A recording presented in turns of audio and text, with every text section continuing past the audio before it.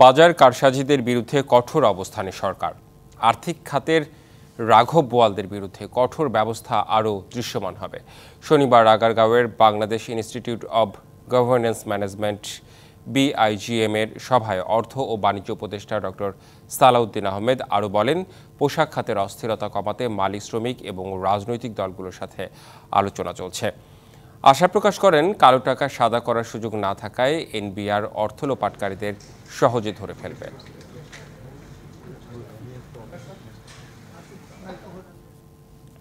বাজারে তো আমরা মনিটর করতে বলেছি, খুব শক্তভাবে মনিটর করবে। চাঁদাবাজের ব্যাপারটা আমরা ডিসিদের কাছে বলেছি আরেকটু শক্তভাবে, এই যে মোপাইশা আছে বা আমার এসেকে বলবো, এটা হলে কিন্তু অনেকটা, একেবারে যে কমে নাই তা না, কিন্তু খালি বাইরে কিন্তু কমেছে। একটা জিনিস হলো যে যারা পণ্য উৎপাদন করে তারা যেন ন্যায্য মূল্যটা পায়। ওদের সাথে কথাবার্তা, শ্রমিকদের মালিকদের সাথে কথাবার্তা হচ্ছে, বলছে।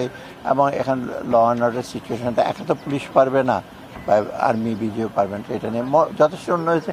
আর আমি কমার্স মিনিস্ট্রির সাথে, ট্রেড বডির সাথে আলাপ করছি।